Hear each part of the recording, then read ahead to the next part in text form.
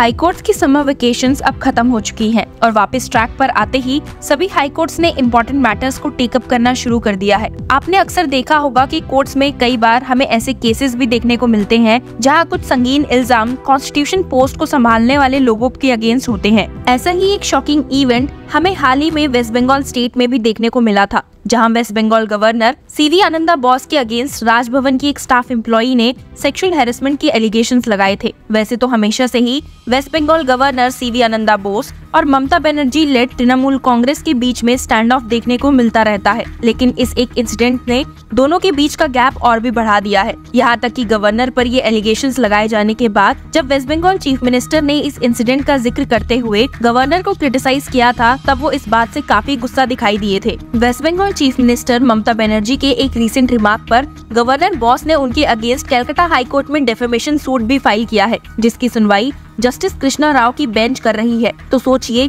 ये मैटर कितना गंभीर है। खैर, चीफ मिनिस्टर और गवर्नर के केस की बात हम बाद में करेंगे। पहले आपको एक सबसे जरूरी और हैरान करने वाली खबर से वाकिफ करवाते हैं। 2019 से राजभवन में एम्प्लॉयड एक वुमेन जो टेलीफोन रूम में काम करती थी और टाइम्स ऑफ इंडिया की रिपोर्टिंग के अनुसार गवर्नर हाउस की रेजिडेंशियल क्वार्टर्स में रहती थी, उसने गवर्नर बॉस को उन्हें इनएप्रोप्रिएटली टचिंग के लिए एक्यूज किया है। ये मैटर तब सामने आया जब वुमेन ने गवर्नर हाउस के अंदर लोकेटेड पुलिस पोस्ट को अप्रोच किया और गवर्नर को उसे मोलेस्ट करने के लिए एक्यूज किया। वुमेन की पुलिस को कंप्लेंट करने के बाद भी इस केस में कोई प्रोग्रेस नहीं हुई थी, क्योंकि जैसा कि सभी जानते हैं कि कॉन्स्टिट्यूशन का एक आर्टिकल ऐसा है जो गवर्नर को इम्यूनिटी ग्रांट करता है। Article 361 of the constitution states that the governors shall not be answerable to any court for the exercise and performance of the powers and duties of his office or for any act done or purporting to be done by him in the exercise and performance of those powers and duties। लेकिन अब एक shocking turn off events में उस sexual harassment victim ने supreme court में ये मुद्दा उठाते हुए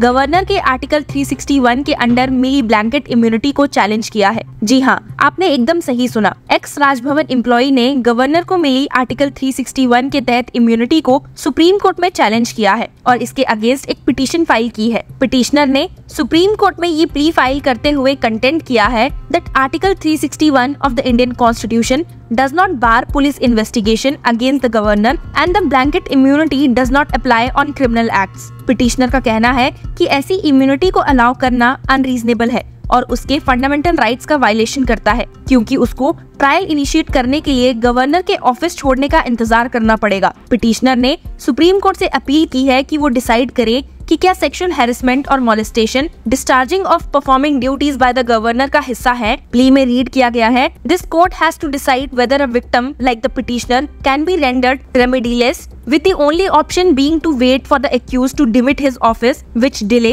will then be inexplainable during the trial and render the entire procedure as a mere lip service without any justice to the victim herein। Plea में आगे कहा गया है कि पिटीशन फर्दर सीक करती है कि ऐसी गाइडलाइंस फ्रेम करना चाहिए जिसमें ऐसे केसेस डील करे जा सके जो गवर्नर की इम्यूनिटी से जुड़े हैं। पिटिशनर ने ये भी अपील किया है कि वेस्ट बंगाल पुलिस से थॉरो इन्वेस्टिगेशन कराई जाए। उसने स्टेट से प्रोटेक्शन और ट्रॉमा के लिए कंपनसेशन की भी मांग की है। आपको बता दूं कि विक्टिम की कंप्लेंट के मुताबिक गवर्नर ने उसे 24 अप्रैल और 2 मई को राजभवन के प्रीमाइसेस में वर्किंग आवर्स के दौरान एक बेटर जॉब ऑफर करने के झूठे बहाने पर बुलाया और सेक्सुअल हैरेसमेंट किया। महिला ने अपनी प्ली में ये भी कहा है कि गवर्नर मीडिया का इस्तेमाल कर रहे हैं प्रेस स्टेटमेंट्स देने के लिए और एलिगेशंस को इंजीनियर्ड नैरेटिव्स कहकर ब्रश असाइड करने के लिए, और वहीं दूसरी तरफ वो बिना आवाज और डेप्रेविटी और रिडिकल की जिंदगी जीने पर मजबूर है। इस केस के फैक्ट्स और सिचुएशन देखकर आप समझ तो गए होंगे कि कैसे ये case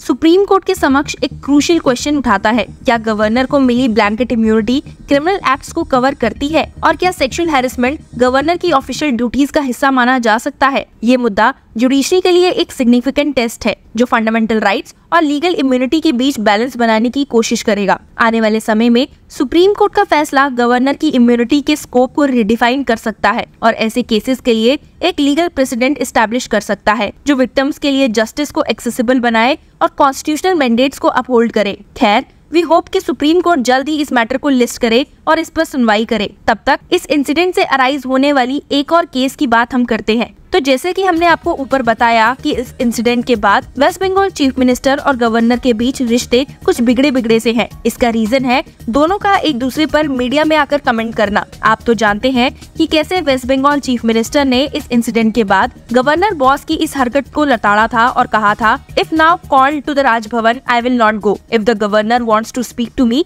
he can call me on the road and I will meet him there. After hearing about your misdeeds, sitting with you is a sin. यहाँ तक कि उन्होंने हाल ही में एक एडमिनिस्ट्रेटिव मीटिंग के दौरान कहा था, महिलाओं ने मुझे बताया है कि राजभवन में होने वाली हालत के कारण उन्हें वहां जाने से डर लगता है। Waste Bengal chief minister Mamata Banerjee के बार बार गवर्नर पर ताना कसने के बाद अब गवर्नर बॉस भी एक्शन में आ चुके हैं और उन्होंने union law minister Arjun Ram Meghwal से डिस्कस करने के बाद चीफ मिनिस्टर के अगेंस्ट कलकत्ता हाई कोर्ट में डेफेमेशन केस फाइल किया है। केस फाइल करने से पहले गवर्नर बॉस को कहते हुए सुना गया था कि ये उम्मीद होती है कि public representatives erroneous and slanderous impressions create नहीं करेंगे। यहाँ तक कि केस हियरिंग से पहले भी अपने डिफेंस में उन्होंने एड्रेस किया था, anyone who will hurt my self respect, he और she will have to face the consequences. She is my constitutional colleague, I give her the respect for that, but since my self respect have been questioned, I have filed a defamation case. Matter की hearing पर justice Krishna Rao ने point out किया कि petitioner ने इस case में उन publications को पार्टी नहीं बनाया है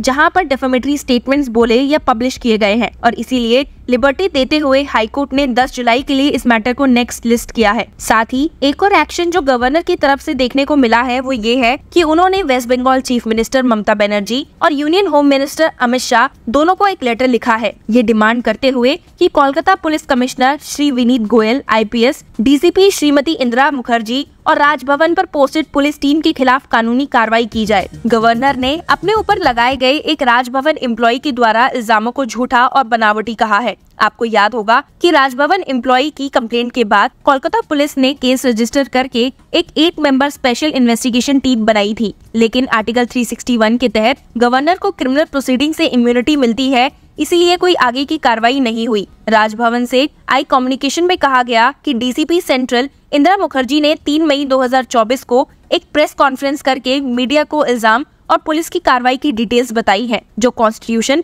और सुप्रीम कोर्ट के जजमेंट्स का उल्लंघन है। गवर्नर ने कमिश्नर और कोलकाता पुलिस पर भी इलीगल और अनकॉन्स्टिट्यूशनल एक्ट्स करने का इल्जाम लगाया है। तो आपने देखा कि कैसे एक इंसिडेंट ने पूरे स्टेट की एडमिनिस्ट्रेशन और कॉन्स्टिट्यूशन को उथल पुथल करके रख दिया है। जहां एक तरफ गवर्नर की इम्यूनिटी को चैलेंज किया गया है, वहीं दूसरी ओर गवर्नर ने अपने ऊपर लगी एलिगेशंस के अगेंस्ट एक स्ट्रॉन्ग स्टैंड लिया है। अब देखना ये होगा कि इस मामले में क्या नतीजा निकल कर आता है। So stay tuned with law Chakra to know more about this case.